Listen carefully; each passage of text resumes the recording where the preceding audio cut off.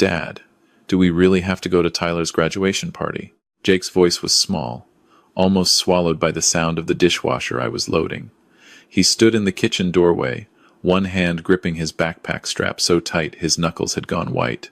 I turned to look at my son, 8 years old, sandy hair that never quite stayed combed, and eyes that held more worry than any kid his age should carry. Why wouldn't you want to go, buddy? Tyler's your cousin. It's a big deal that he's graduating. Jake's gaze dropped to his sneakers. Gee, Grandpa Roger will be there. That stutter, it always got worse when he was anxious. And I knew exactly why Roger's name would make him anxious. I dried my hands on the dish towel and crouched down to Jake's level. What happened at the Easter dinner? Nothing. That was a lie. I documented what happened at Easter. I documented what happened at Christmas, at Thanksgiving, at Sarah's birthday in September. I had recordings, texts, witness statements, 23 separate incidents over the past 14 months. I'm a speech-language pathologist. I work at Trillium Health Partners in Mississauga. I've spent 17 years helping kids find their voices, helping them navigate the cruel world that sometimes mocks what makes them different. My son has a stutter. It's developmental, completely normal for his age, and according to every assessment I've done and every colleague I've consulted, he'll likely grow out of it by age 10 or 11. But my father-in-law, Roger Brennan, seemed to think it was a character flaw that needed to be corrected through humiliation. Jake, I need you to be honest with me. Did Grandpa Roger say something about your speech again? Jake's eyes filled with tears. He said I sound like a broken record. He told Uncle Dave that I should just not talk at parties if I can't spit it out properly. I felt that familiar fire in my chest, the same one I'd felt when Roger had interrupted Jake reading his book report at the family Zoom call. The same one from when he'd imitated Jake's stutter at the cottage last summer while 8 relatives laughed. The same one from every single time this 68-year-old dentist had decided that mocking a child was acceptable entertainment. Okay, buddy, here's what we're gonna do. We're still gonna go to the party. Jake's face fell. But, I continued, I want you to know that if anything happens, anything at all that makes you uncomfortable, you tell me immediately. Can you do that? He nodded, but I could see the doubt in his eyes. He'd told me before. And what had I done? I'd talked to Sarah. I'd tried the diplomatic approach. I'd believed my wife when she said her father didn't mean it, that he was just from a different generation, that his sense of humor was rough around the edges, but his heart was in the right place. I'd believed her because I loved her, because we'd been married for 11 years, because she was the mother of my child. But I'd been documenting every incident, every witness, every text message where Sarah defended her father. Every time I'd tried to set a boundary and been told I was being too sensitive, because I knew this day was coming, the day when diplomatic solutions would no longer be enough. The graduation party was being held in the backyard of Roger and Patricia's house in Port Credit. They lived in one of those old estates near the lake, the kind with a circular driveway and professionally maintained gardens. Roger had made his money as a cosmetic dentist, catering to the wealthy residents of Oakville and Mississauga. He was used to people deferring to him, used to his jokes landing, used to being the center of attention. Sarah had been excited about this party for weeks. Her nephew Tyler was the first grandchild to graduate high school, and Roger had spared no expense. There was a catering tent, a DJ, a photographer. Sarah had mentioned that 60 people were invited. 60 witnesses, I'd thought. We arrived at 2:30 on a Saturday afternoon in late June. The weather was perfect, sunny and 23 degrees, the kind of day that made southern Ontario feel like paradise. Jake stayed close to my side as we walked through the side gate into the backyard. The party was already in full swing. Tyler's friends were by the pool.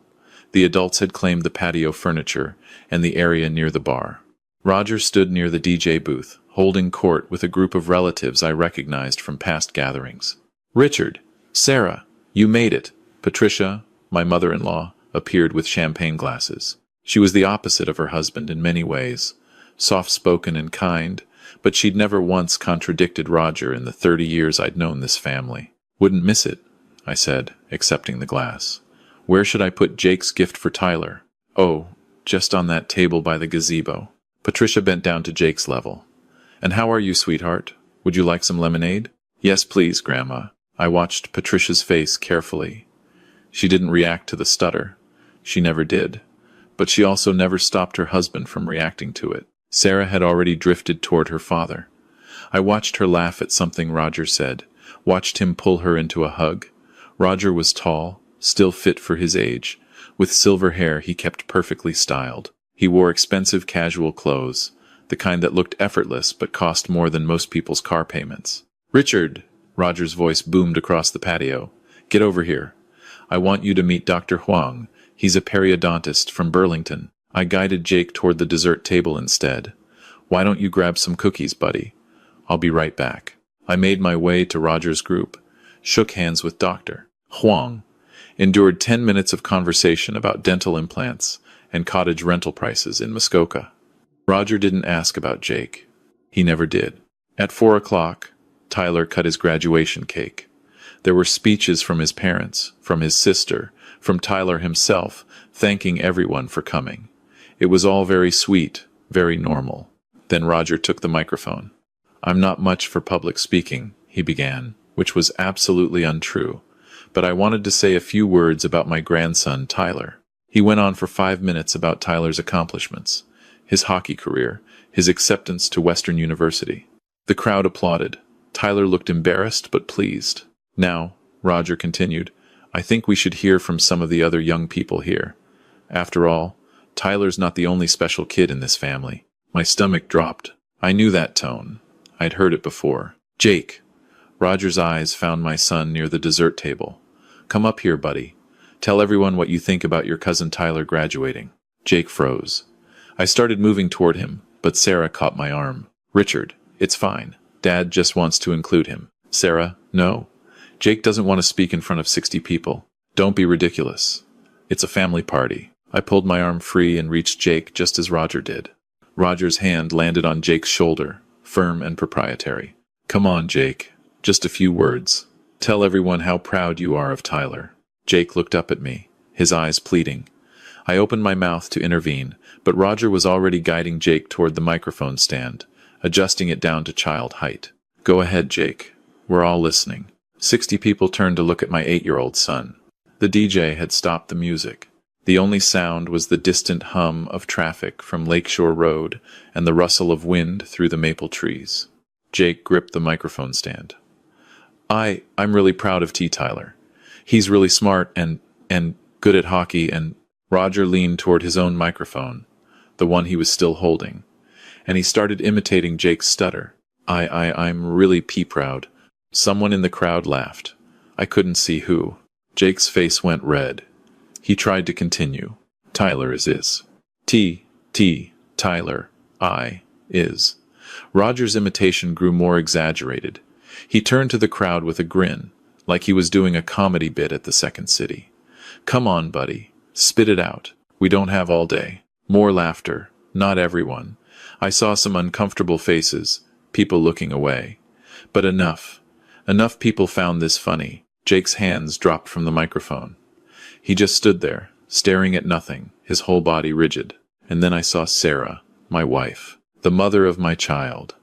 She had her phone out, recording. She was smiling. Roger put his arm around Jake's shoulders. "It's okay, buddy. Public speaking is tough. Maybe when you're older and you've learned to talk properly, you can try again, right?" He ruffled Jake's hair. A few people clapped, like Roger had done something generous instead of cruel. I walked straight to Jake. I knelt down and looked into his eyes. He was somewhere else, dissociated, the way kids do when they can't process what's happening to them. "It's the right time," I whispered. I stood up, pulled out my phone, and dialed. The call lasted exactly 52 seconds. "My name is Richard Chen. I'm calling from 847 Lakeshore Road in Port Credit. I need to report child abuse. There are 60 witnesses. My father-in-law just publicly humiliated my 8-year-old son for having a speech impediment." "Yes, I'll stay on the line." The party had gone silent. Roger's face had shifted from amusement to confusion to anger. "What the hell do you think you're doing?" I didn't answer him. I hung up with dispatch and walked back to the DJ booth. The DJ, a kid probably Tyler's age, looked terrified. "Can I use that microphone for a minute?" He handed it over without a word. I pulled up my phone, opened the audio file I'd prepared, and connected it to the DJ's speaker system. "I want everyone to hear something," I said into the microphone. This is a compilation of recordings from the past 14 months. All of them feature Roger Brennan speaking to or about my son, Jake. I hit play. Roger's voice filled the backyard. The Easter recording. Maybe if Jake stopped sounding like a broken record, people would actually want to talk to him. The Christmas recording. Jesus, Sarah, can't you get that kid some speech therapy? It's embarrassing. The cottage recording. LLL, listen to this. Followed by laughter. The Zoom call. Jake, either finish your sentence or close your mouth. You're wasting everyone's time. There were 7 clips total, each one worse than the last. By the time the audio finished, half the party had their phones out, not to record Roger's comedy routine this time. To record the evidence of what he'd been doing. Roger's face had gone from red to pale. Those are private conversations. You can't. Actually, I can. In Canada, as long as one party consents to being recorded, it's legal. I was present for every one of these conversations. I consented. And now everyone knows exactly who you are. Sarah was crying. Richard, how could you do this? I looked at my wife, the woman I'd loved since we met at University of Toronto 20 years ago. The woman who'd chosen her father's feelings over our son's well-being every single time. How could I? How could you, Sarah? You filmed him. You stood there and filmed our son being humiliated, and you thought it was funny. It was just a joke. Dad doesn't mean, check your phone. She looked confused. Then her phone buzzed. Email notification. That's a message from Karen Mitchell. She's a family lawyer. I've retained her services. You'll be served with divorce papers on Monday. I'm filing for full custody of Jake on the grounds that you've enabled emotional abuse. Karen has copies of all these recordings, plus documented incidents, plus witness statements from 3 of your relatives who've privately told me they were uncomfortable with Roger's behavior but didn't know how to intervene. I turned back to Roger. And you're not just a cruel old man. You're a mandated reporter. You're a healthcare professional. The Royal College of Dental Surgeons of Ontario takes complaints about professional conduct very seriously, especially when it involves child welfare. I've already filed a complaint with them. I've also contacted the York Regional District School Board. Since you volunteer at their career day events, they should know what you think is appropriate behavior around children. Roger started toward me. He was bigger than me, still strong. But 3 men stepped between us. One of them was Dr. Huang. Roger, I think you should go inside. Patricia was sobbing. Tyler looked like he wanted to disappear. The party was over. I took Jake's hand. We're leaving now. Sarah tried to follow us. Richard, please. We can talk about this. You're overreacting. I tried talking. For 14 months. Every time you told me I was being too sensitive. Every time you chose your father. You can sleep here tonight. I've changed the locks on our house. Your belongings will be packed and ready for pickup on Tuesday. You can't do that. That's my house too. Actually, it's not. The house is in my name. I bought it before we got married. You'll get your share of the equity in the divorce settlement, but you're not stepping foot in that house until this is resolved. I walked away. Jake was silent the entire drive home. Not just quiet. Completely silent, shut down, somewhere I couldn't reach him. When we got home, I made him his favorite dinner. Kraft dinner and chicken fingers from Swiss Chalet. He pushed it around his plate. Jake, can you look at me? He looked up. His eyes were empty. What Grandpa Roger did today was wrong. What he's been doing for over a year was wrong. The way he talked about your stutter was cruel and unacceptable. Do you understand that? A small nod. You are not broken. You are not stupid. You are not embarrassing. You have a stutter, which is a completely normal part of speech development. Lots of kids stutter. Famous people stutter. Joe Biden stuttered as a kid. Emily Blunt, the actress, she stuttered. Samuel L. Jackson still manages his stutter. It doesn't make you less than anyone else. Tears started rolling down Jake's face. Grandpa's right, though. I am stupid. I can't even talk right. I pulled him into my lap. This 8-year-old boy who was getting too big for lap sitting but who needed it right now anyway. You are brilliant. You read at a 5th grade level. You're incredible at math. You ask the most thoughtful questions I've ever heard from a kid your age. Your brain works faster than your mouth can keep up, and that's why you stutter. It's not a flaw. It's just how your brain and mouth are learning to work together, and it will get better. When? I don't know exactly, but I promise you, We're going to work on it together. And I promise you that no one, not Grandpa Roger, not anyone, will ever treat you like that again." He cried for 20 minutes. When he finally calmed down, he asked, "Is Mom coming home?" "Not tonight, buddy." "Because of me?" "No. Because of choices she made. Grown-up choices. None of this is your fault." The next 72 hours were chaos. Monday morning, Sarah was served with divorce papers at her parents' house. She called me 17 times. I didn't answer. Monday afternoon, Peel Regional Police contacted me. They'd received my complaint. An investigation was opened into Roger's conduct. Because the incident had occurred in front of multiple witnesses, including other minors, Child and Family Services got involved. Monday evening, the first news story hit. Someone at the party had posted the audio recordings to social media. By Tuesday morning, Mississauga dentist Mock's grandson's stutter was trending on Toronto Twitter. Tuesday afternoon, Roger's dental practice issued a statement. Dr. Brennan was taking a leave of absence while the college investigated the complaint against him. Tuesday evening, Sarah showed up at my door. I didn't let her in, but we talked through the screen. "Richard, please. We can fix this. I'll talk to Dad. I'll make him apologize." "Sarah, I've been asking you to talk to him for over a year." "I know. I should have listened. But please, think about Jake. He needs his mother. Jake needs a mother who protects him. Can you be that person?" She couldn't answer. Wednesday, Roger hired a crisis management firm. They sent cease and desist letters to the people who'd posted the audio online. It didn't work. The recordings had already been downloaded and reshared thousands of times. Thursday, Tyler called me. "Uncle Richard, I just wanted to say I'm sorry. I didn't know Grandpa was doing that stuff to Jake. If I'd known, it's not your fault, Tyler." "I know, but still, it was my party. And Jake's a good kid. Tell him I said that?" "I did." Jake cried again, but different tears this time. Friday, the College of Dental Surgeons contacted Roger. His case would be reviewed by their Inquiries, Complaints, and Reports Committee. If they found professional misconduct, he could face penalties ranging from a reprimand to license suspension. Saturday, exactly 1 week after the party, Sarah asked to see Jake. I agreed, supervised, at a Tim Hortons in Streetsville. Jake was nervous the entire drive there. "Is Mom mad at me?" "No, buddy. Mom made mistakes, but she loves you." Sarah was waiting in a corner booth. She looked terrible, like she hadn't slept all week. Maybe she hadn't. I sat Jake down across from her. "I'll be right over there if you need me." I moved to a table 20 feet away, close enough to intervene, far enough to give them privacy. I couldn't hear their conversation, but I watched. Sarah was crying within 30 seconds. Jake looked confused, then sad. They talked for maybe 15 minutes before Jake got up and came back to me. "Can we go home?"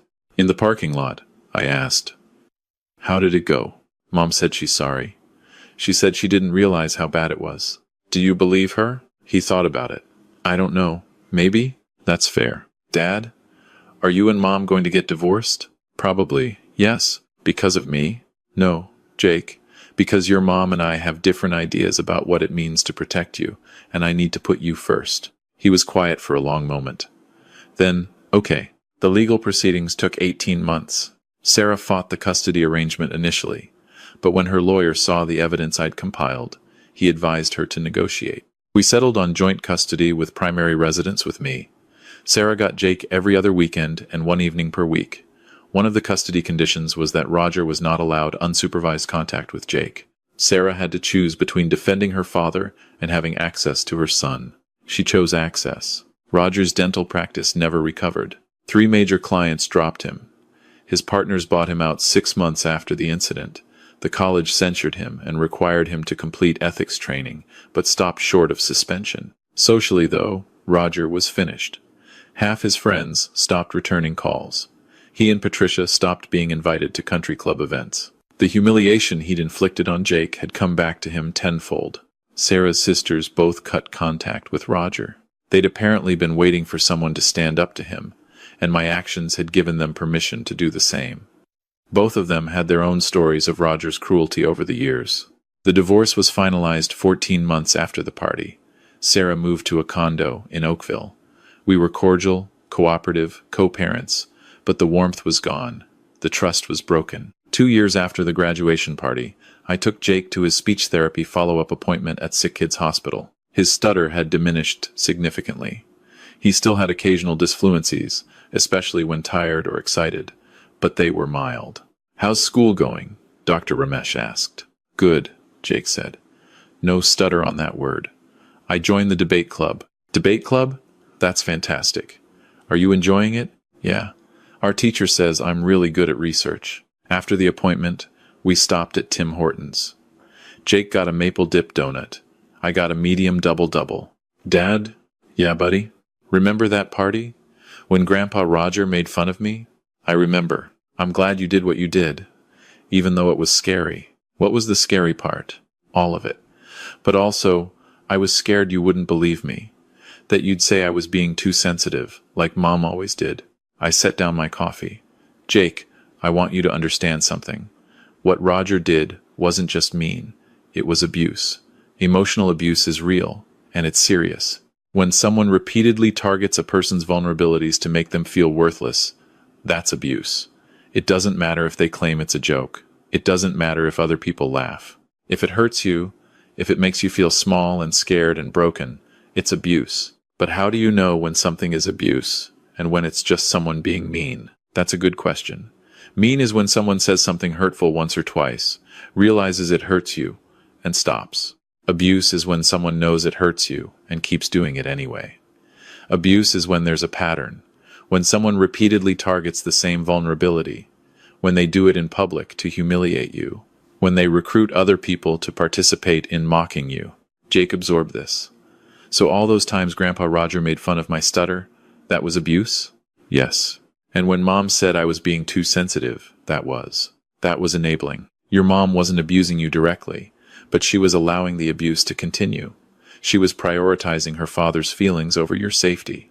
And that's also wrong. Is that why you divorced her?" "Partly. I divorced her because I needed to be able to protect you, and I couldn't do that if she was constantly undermining those protections. But I also hope that someday your mom will understand what she did wrong and make different choices." "Has she?" I thought about Sarah's recent texts, how she'd started setting boundaries with Roger, how she'd skipped his birthday party last month when he made a comment about Jake's table manners. I think she's trying. She's not there yet, but she's trying. Jake finished his donut. "Dad, if I have kids someday, and someone treats them badly, I'm going to do what you did." "Good. That's exactly what you should do." Standing up to abuse, especially when it comes from family, is one of the hardest things a person can do.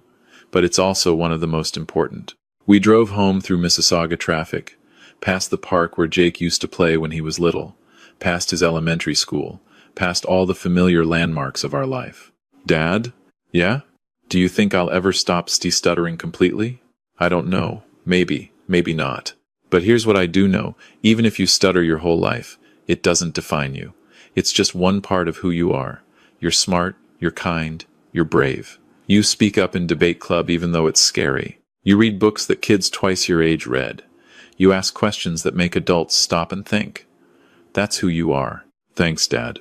That night, after Jake was in bed, I sat on my back deck with a beer and thought about the past 2 years, about the cost of standing up to Roger, the divorce, the legal fees, the fractured family relationships, the way Tyler's graduation party would forever be remembered as the day everything exploded. But then I thought about Jake, about how he'd joined debate club, about how he'd stopped flinching when someone asked him a question in public, about how his teacher had called last week to say Jake had volunteered to give a presentation on Canadian wildlife, something he never would have done before. The cost had been high, but the alternative would have been higher. If I'd stayed silent, Jake would have learned that his pain didn't matter, that family reputation was more important than his well-being, that abuse was acceptable if it came from someone in a position of power. Instead, he'd learned that his father would go to war for him, that documentation and evidence matter, that there are people and systems in place to protect children, that speaking up, even when it's terrifying, is sometimes the only option. 3 weeks later, Roger showed up at my door. I almost didn't recognize him. He'd aged 10 years and 2. His hair had gone completely white. He'd lost weight. "Richard, can we talk?" "No. Please. Just 5 minutes." "Roger, You're not allowed within 100 feet of Jake per the custody agreement. This is my house, where my son lives. You need to leave. I'm not here to see Jake.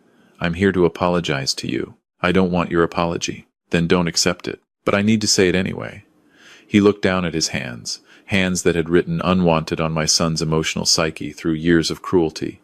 I didn't understand. I thought I was just, I don't know, being funny, toughening him up. I didn't realize. You didn't want to realize. You knew exactly what you were doing. You knew it hurt him. You knew because I told you. Sarah told you. Your own wife told you. You just didn't care. You're right. The admission surprised me. You're right, Roger repeated. I didn't care. I thought my comfort, my humor, my entertainment was more important than an 8-year-old's feelings. And I was wrong. I destroyed my family. I destroyed my practice. I destroyed my reputation. And I deserved all of it. Yes, you did. Patricia left me. Did you know that? I didn't. Last month. 35 years of marriage. She said she couldn't look at me anymore without seeing that video of me mocking Jake. She said I'd become someone she didn't recognize. I felt nothing. No satisfaction. No sympathy. Nothing. I'm in therapy now. Twice a week. The therapist says I have narcissistic tendencies and a need for control that stems from my own childhood trauma. She says I replicated the patterns my father used on me. That's not an excuse. I know. I'm not offering it as one. I'm just trying to explain. I'm trying to understand myself so I can be better. Better for who, Roger? Jake will never trust you. Sarah barely speaks to you. Your other grandchildren are afraid of you. I know. But maybe someday, maybe in 10 years, 20 years, if I do the work, if I really change, maybe Jake will give you another chance? Yes. I looked at this broken old man on my porch. Part of me wanted to slam the door in his face. But another part, the part that worked with children and families every day, the part that understood how trauma perpetuates across generations, that part knew that hatred would only continue the cycle. Roger, I can't give you access to Jake. That's not my decision alone. That's Jake's decision, when he's old enough to make it. What I can tell you is this. If you want any hope of a relationship with your grandson someday, you need to do the work, real work. Not just therapy appointments you go through the motions of. Not just apologies you offer because you want something. You need to actually change who you are as a person. How do I do that? That's for you and your therapist to figure out. But start by asking yourself this question. When Jake was stuttering into that microphone, in front of 60 people, what did you feel? Roger's eyes filled with tears. Power. I felt powerful, like I was the one in control. And what did Jake feel? Worthless. Humiliated, small, and you chose your feelings over his. Yes, that's what needs to change. Every single day, in every single interaction, you need to choose other people's well-being over your own ego, until that becomes automatic, until you can't imagine making any other choice. Roger nodded. He turned to leave, then paused. Richard, thank you. For what? For loving Jake enough to do what I couldn't. For being the father I should have been. For showing me what real strength looks like. He walked back to his car, a luxury sedan that looked too big for him now, like he'd shrunk inside his own life. I didn't forgive him. Forgiveness wasn't mine to give. That belonged to Jake, and maybe someday Jake would grant it. Maybe not. But I understood something in that moment. Abuse isn't always born from pure malice. Sometimes it comes from broken people perpetuating the brokenness that was inflicted on them. That doesn't excuse it. It doesn't minimize the harm, but it does explain it. And understanding the explanation helps prevent the next generation from repeating the pattern. That night, I talked to Jake about Roger's visit. He came here? Jake's eyes went wide. He stayed outside. He just wanted to apologize. Did you accept? No. Apologies only mean something if they come with changed behavior. We'll see if Grandpa Roger can actually change. Do you think he can? I don't know, buddy, but I hope so. Not for his sake, for yours, because someday you'll have to decide whether to have a relationship with him, and that decision will be easier if he's done the work to be a better person. I don't want to see him. Then you don't have to. Not now, not ever, if you don't want to. That's your choice. Really? Really. You get to decide who's in your life. You get to set boundaries. You get to say no to people, even family, if they hurt you. Jake thought about this. That's a good rule. It's the best rule. Now, standing in my kitchen, loading the dishwasher after dinner, I watch Jake doing his homework at the table. He's 10 now. His stutter is barely noticeable most days. He's still in debate club. He's also joined the school newspaper and is thinking about running for student council next year. Last week, Sarah called. I've been in therapy too, for 6 months now. That's good, Sarah. The therapist says I was raised to placate Roger, to keep the peace, to sacrifice myself and everyone around me to avoid his anger. She says it's a form of trauma response. I believe that. I'm sorry, Richard, for not protecting Jake, for choosing my father's comfort over our son's safety, for making you the bad guy when you were just being a good parent. I appreciate the apology. Do you think Jake will ever forgive me? He already has. Kids are generous that way. But rebuilding trust will take time, and it requires consistent change, not just words. I know. I'm working on it. And she was. She'd set real boundaries with Roger. She'd started calling out his behavior in family settings. She'd even testified on my behalf during the custody hearings, admitting her own failures. It wasn't enough to fix our marriage. Some things, once broken, can't be fully repaired, but it was enough to build a different kind of relationship, one based on mutual respect for Jake's well-being. If I could tell one thing to any parent reading this, it would be this. Protecting your child from abuse, even when that abuse comes from family, even when it costs you everything, is always the right choice. Document everything. Trust your instincts. Don't let anyone tell you you're overreacting when your child is being harmed. And understand that sometimes love means war. Sometimes the most loving thing you can do is to stand up and say, "Not my child. Not anymore. This ends now." The fallout will be brutal. The consequences will be real. You'll lose relationships, money, maybe your marriage, but you'll gain something infinitely more valuable.